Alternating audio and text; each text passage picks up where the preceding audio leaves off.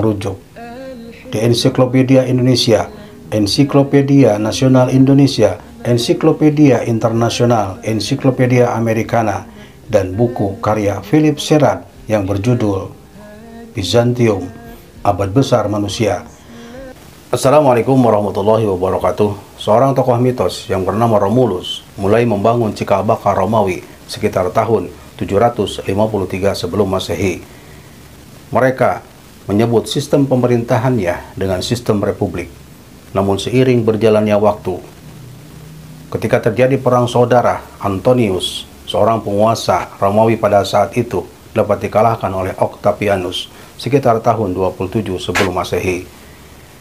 Kejadian ini dijadikan kesempatan untuk merubah sistem pemerintahan Romawi dari sistem republik kepada sistem kekaisaran. Perubahan sistem pemerintahan Romawi menjadikan Romawi semakin tercium pekat aroma amis darah akibat dari konspirasi politik dan militer. Unsur kemanusiaan telah lama hilang. Dalam kamus politik dan militer bangsa Romawi, ambisi lebih dikedepankan ketimbang akal sehat. Demi mengejar kursi kekaisaran, tidak jarang terjadi pembunuhan oleh seorang anak terhadap bapak dan atau ibu, terlebih terhadap saudara kandung dari keluarga kekaisaran. Kekisruhan politik terus berlanjut sampai masa kekaisaran Diocletianus pada tahun 284 sampai 305 Masehi. Langkah politik Diocletianus sangat strategis, yaitu mulai membagi kekaisaran Romawi ke dalam dua wilayah kekuasaan, yaitu Romawi Barat dan Romawi Timur.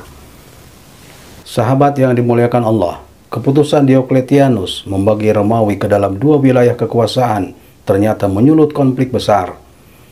Namun ketika Konstantin dapat merebut kota Roma hingga ia menjadi penguasa tunggal di Romawi, hanya saja tidak lama kemudian pada tahun 330 Masehi, Konstantin memindahkan ibu kota Romawi ke Bizantium yang berada di wilayah Romawi Timur.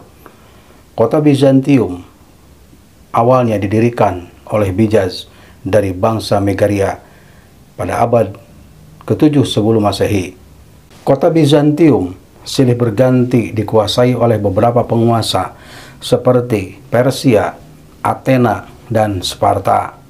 Saat Konstantin menjadikannya sebagai ibu kota Romawi, Bizantium merupakan kota perdagangan penting. Kemudian Konstantin mengganti nama kota Bizantium menjadi Romanova. Kemudian diganti lagi menjadi Konstantinopel.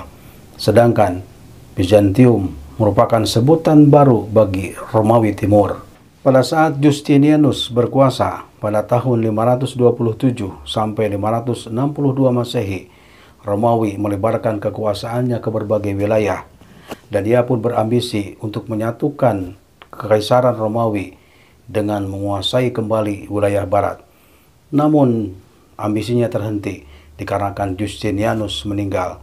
Bahkan Romawi mengalami kemunduran diakibatkan serangan bertubi-tubi dari Lombardia, Visigot, Apara, dan Persia.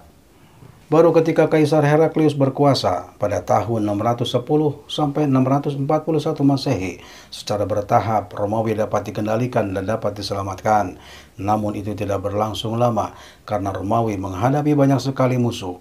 Pada masa kekaisaran Heraklius bertepatan dengan diutusnya Nabi Muhammad SAW dan dua khalifah, wajar kiranya jika Romawi bersinggungan dengan negara yang baru dibangun oleh Nabi Muhammad SAW dan para sahabat. Untuk memahami lebih luas lagi, silakan merujuk di Ensiklopedia Indonesia, Ensiklopedia Nasional Indonesia, Ensiklopedia Internasional, Ensiklopedia Americana, dan buku karya Philip Sherrard yang berjudul Bizantium, Abad Besar Manusia.